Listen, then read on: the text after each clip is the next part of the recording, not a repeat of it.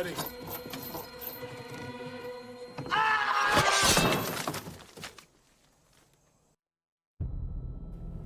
Hai, balik lagi sama aku di Nostalgia Movie.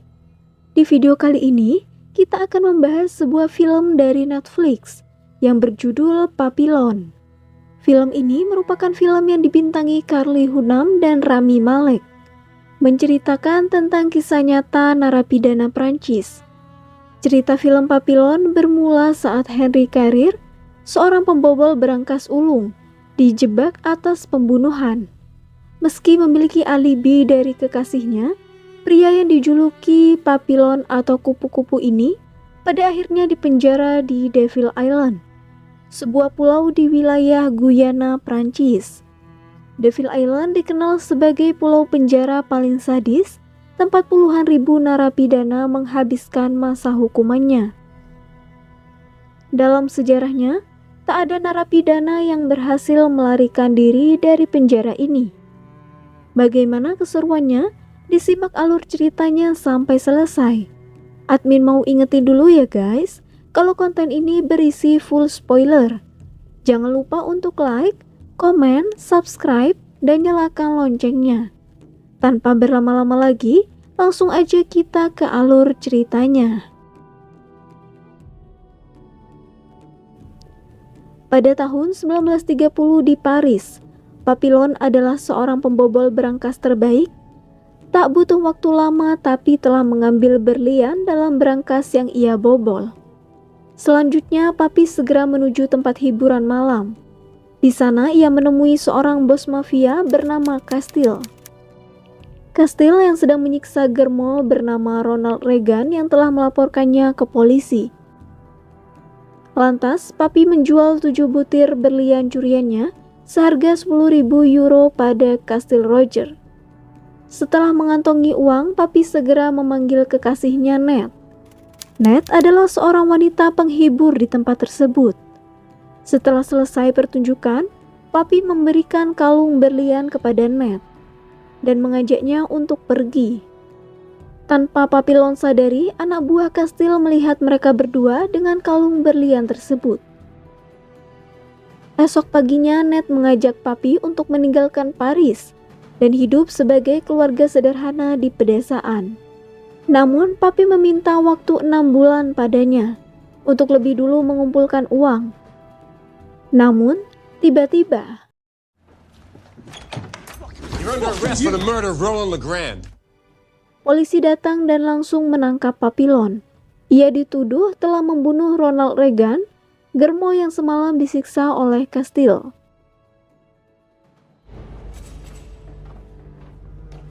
Esok paginya, Ned menemui Papi. Ia menyuruh Papi untuk mengajukan banding. Namun Papi tahu betul, polisi dan penjahat sudah sulit untuk dibedakan. Papi berencana kabur dan meminta Ned untuk melupakannya.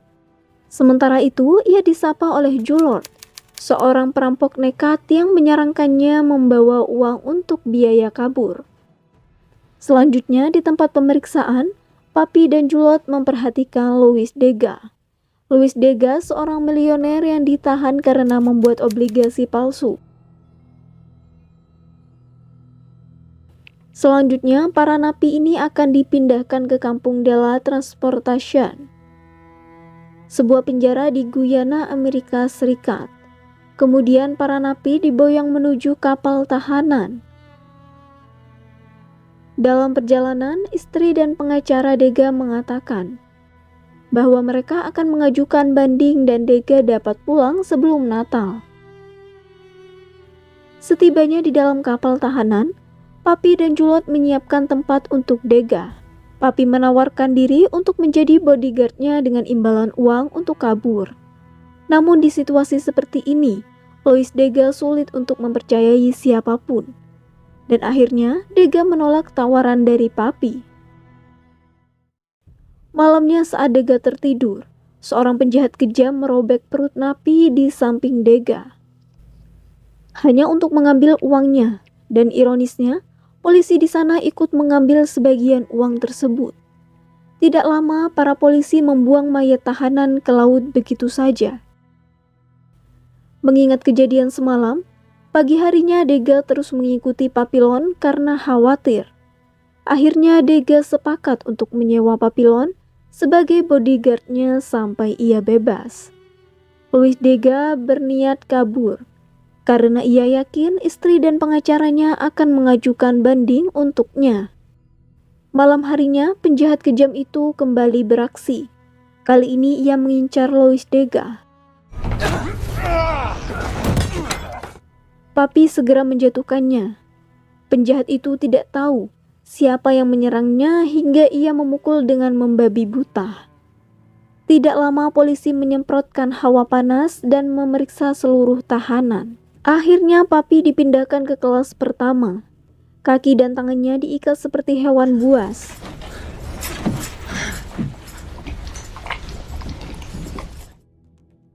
Beberapa hari kemudian, kapal telah tiba di pelabuhan. Julot menjalankan ide gila. Ia sengaja menyayat kakinya agar dia bisa masuk rumah sakit. Selanjutnya pertahanan digiring menuju Camp de la Transportation.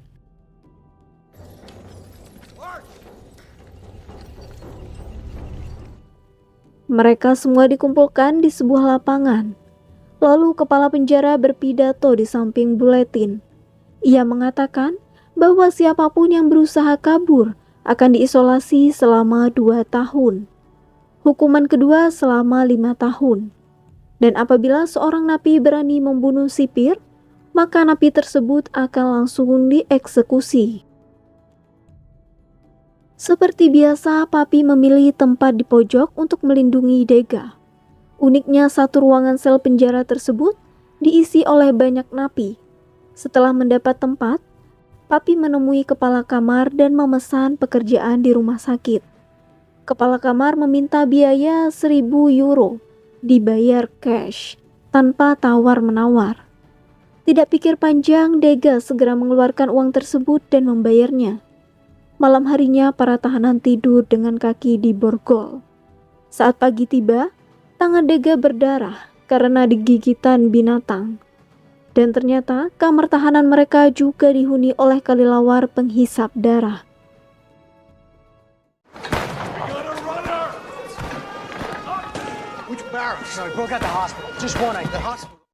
Kemudian para sipir berteriak bahwa ada napi yang kabur. Selanjutnya pembagian tempat kerja. Papi dan Dega ditempatkan di rumah sakit. Namun sayangnya wakil kepala sipir memindahkan mereka ke Cruzeiro. Truk Ruzel sendiri merupakan tempat penambangan batu. Mereka lebih mirip seperti budak daripada tahanan. Dega yang tak terbiasa kerja keras langsung kelelahan. Kemudian ia mulai tidak enak badan. Lantas Dega mencari sesuatu yang ternyata Dega mengalami diare. Dan itu menyebabkan uangnya yang disimpan di perutnya terjatuh. Papi segera berhenti mendorong troli dan mencari uang tersebut. Beruntung Papi menemukannya kembali. Saat tiba jam istirahat, mereka melepas lelah sambil menunggu makan siang. Tiba-tiba di samping Dega, seorang tahanan meninggal karena kelelahan. Tanpa ragu, Seller, seorang napi senior, mengambil jatah roti mayat tersebut, lalu membaginya kepada Papi. Saat Selir tengah berbincang, seorang tahanan menodong Dega. Papillon segera pasang badan untuk mengusirnya.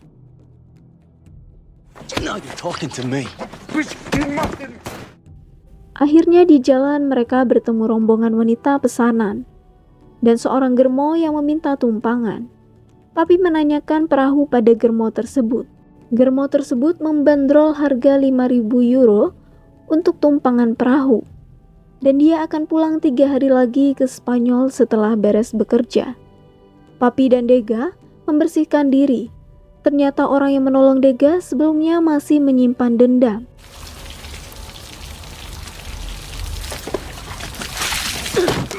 Ia datang bersama 2 orang temannya untuk membuat perhitungan. Namun meski terluka oleh sayatan pisau, Papi berhasil membuat 3 lawannya pingsan. Malangnya di sel penjara setelah berminggu-minggu berlalu. Dega mulai menyadari bahwa istrinya tidak melakukan banding untuk dirinya. Ia mulai berpikir untuk kabur bersama Papi. Keesokan harinya, para tahanan dikumpulkan di lapangan. Mereka semua disuruh untuk berlutut. Lalu kepala penjara mengatakan bahwa ada seorang napi yang mencoba kabur dengan membunuh 2 orang sipir. Ternyata orang yang dimaksud adalah Julot. Para sipir segera menempatkan Julot di juletin.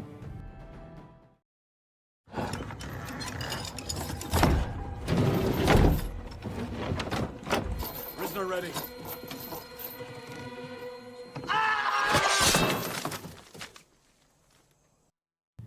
Lalu seketika kebetulan Papillon ditugaskan untuk membawa mayat Julot.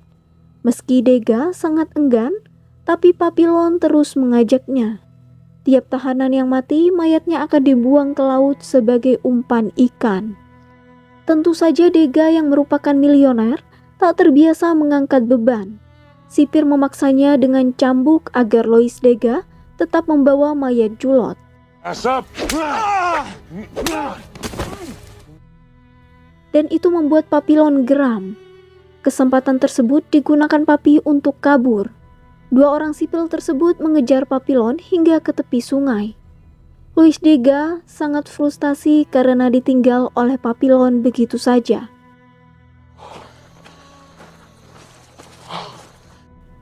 Malam harinya Papi menemui Germo yang hendak pulang. Namun Papi tidak membawa uang sedikit pun. Ia berjanji akan membayarnya setelah tiba di Prancis. Tidak diduga olehnya, ternyata Papillon masuk ke dalam perangkap sang Germo. Papillon dibawa kembali ke Camp Court. Dan beruntung sipir yang dipukuli tidak mati. Sehingga apabila hanya mendapatkan hukuman isolasi selama 2 tahun. Di Pulau Sang Joseph konon banyak napi yang bila setelah diisolasi di pulau tersebut menjadi gila. Dan makanan yang dia dapatkan hanya berupa kuah sup yang rasanya seperti air kobokan. Untuk menelannya, Papi perlu menahan nafas. Setelah beberapa hari, sipir yang dipukuli oleh napi datang ke selnya untuk balas dendam. Beberapa hari kemudian ada yang menaruh kelapa tua di ember Papillon. Ternyata Louis Degas yang menitipkan kelapa tersebut untuk Papillon. Kelapa tua pemberian Louis Degas adalah satu-satunya nutrisi yang bisa Papi dapatkan. Namun, beberapa hari kemudian, saat Papi ingin mengambil embernya, tiba-tiba para sipir membunuh tahanan yang telah membawakan kelapa tua untuk Papillon. Kemudian Papillon diinterogasi. Kepala sipir menanyakan siapa orang yang mengirimkan kelapa tua tersebut. Namun, Papillon hanya diam. Lalu, dengan teganya, kepala penjara menyuruh sipil untuk mengurangi jatah makan Papillon. Hari demi hari Papillon kekurangan nutrisi. Badannya semakin kurus. Setiap yang mengintip keluar, selalu ada mayat yang diseret untuk dibuang ke laut. Di dalam kondisi kelaparan, tak diduga kepala penjara kembali menemui Papi dengan 1 mangkuk sup daging. Ternyata, sup tersebut merupakan sogokan, agar Papillon menyebutkan nama orang yang telah mengirim kelapa kepadanya. Bukannya memberitahu, Papillon malah menyuapi kepala penjara tersebut dengan sup yang dibawa. Masih belum puas dengan derita Papillon, kepala penjara menutup semua sumber cahaya di dalam sel Papillon.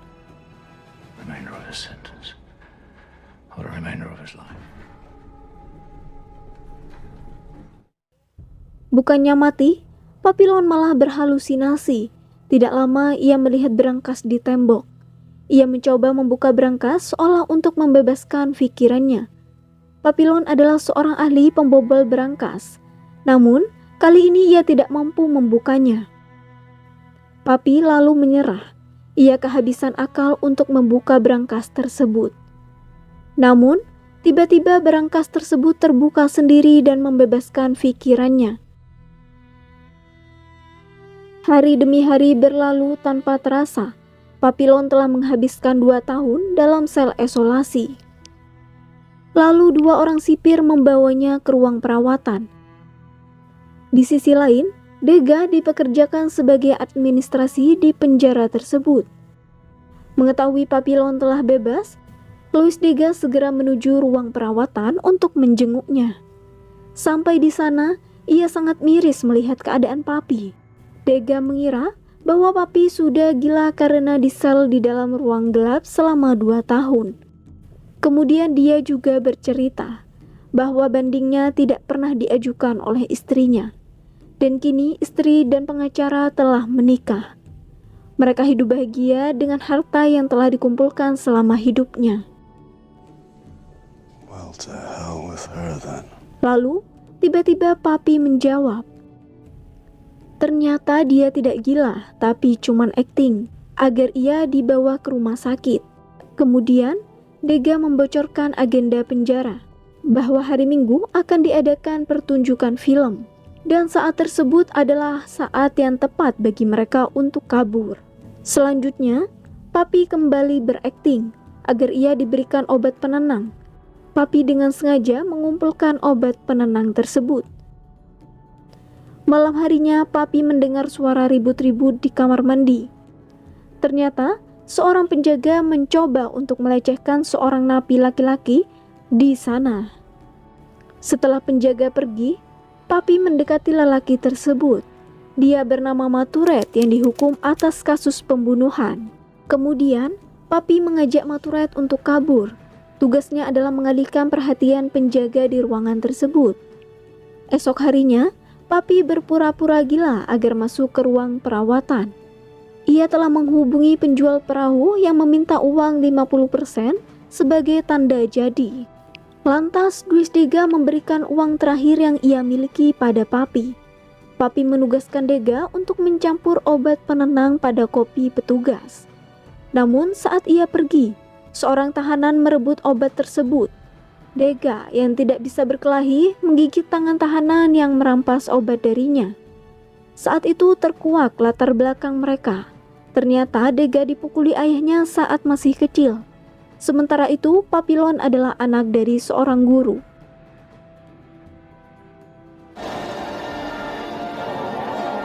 Malam harinya, tepat pada saat film diputar, rencana mereka mulai dijalankan. Dengan memasukkan obat penenang ke dalam botol dan mencampurkannya dengan air. Maturet mengajak penjaga toilet untuk berpacaran. Sementara itu, Papi membongkar kaki ranjang sebagai alat pemukul. Di sisi lain, Dega menuangkan racikannya ke dalam kopi para petugas. Lalu, Papi dan Selir melumpuhkan penjaga di toilet.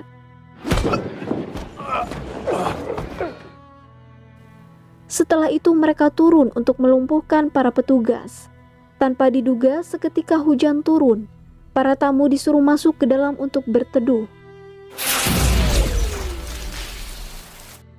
Selir mulai panik karena terlalu lama menunggu Dega. Ternyata Dega lah yang memadamkan listrik dan mencuri kunci pintu utama. Mereka melewati jalur patroli, petugas ke belakang menara. Kemudian mereka melompat ke bawah untuk kabur. Come on. See you. Come on. Sayangnya kaki Dega terkilir hingga semakin memperlambat mereka. Setibanya di hutan, mereka ditolong oleh segerombolan orang.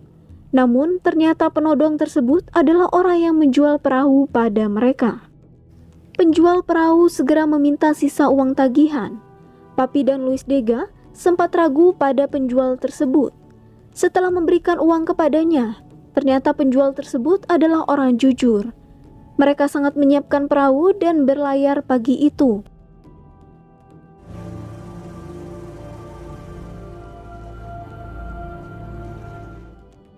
Air laut sangat tenang, namun siang harinya perahu mereka bocor, kemudinya pun patah. Dalam kepanikan tersebut, Selir yang tidak menyukai Louis Dega sejak awal ingin menyingkirkannya. Menurutnya, Louis Dega hanya menjadi beban tak berguna di perahu tersebut.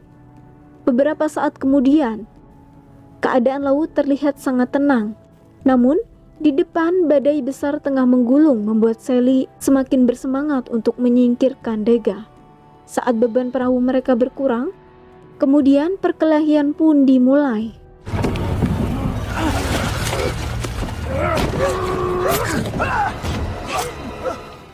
Lois Dega kehabisan kesabaran dan menusuk Selir berulang kali.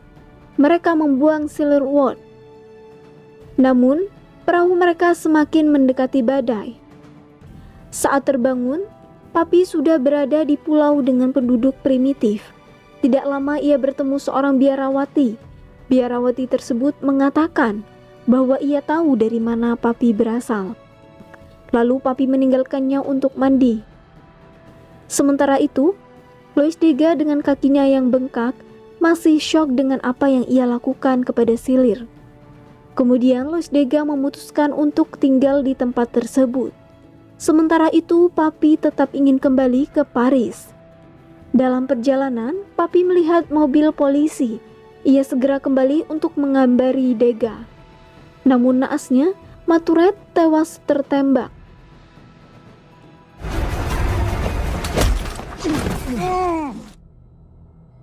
Sementara itu, Lois Dega dan Papillon kembali dibawa ke penjara. Subhanallah, setelah menjalani hukuman isolasi selama 5 tahun, kepala penjara yang kejam mengirim Papillon ke Pulau Iblis. Di dalam pembangunan di pulau tersebut, lebih banyak orang gila daripada orang waras. Namun, tidak lama ada pria yang menghampirinya. Itu adalah Lois Dega. Dega telah 5 tahun tinggal di Pulau Iblis. Lois Dega menjalani hari-harinya dengan melukis dinding dan langit-langit kamarnya. Tampak lukisan Papi dengan tato kupu-kupu di dadanya.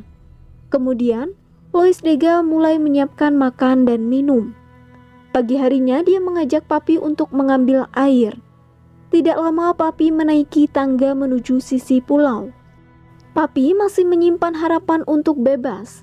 Di hari berikutnya, Papi mengajak Lois Dega ke sisi pulau. Papi melemparkan sebuah kelapa tua. Kemudian kelapa tua tersebut terbawa ombak menjauhi pulau. Selanjutnya Papillon dan Lois Dega membuat rakit dari buah kelapa yang dimasukkan ke dalam 2 karung goni. Malam itu mereka mempersiapkan keperluan di perjalanan. Kemudian terlepas pagi harinya, mereka berdua membawa rakit tersebut ke sisi pulau. Saat Papi menyatukan rakit, ternyata Lois Dega tidak berencana untuk kabur. Ia melakukan semuanya hanya untuk membantu Papillon.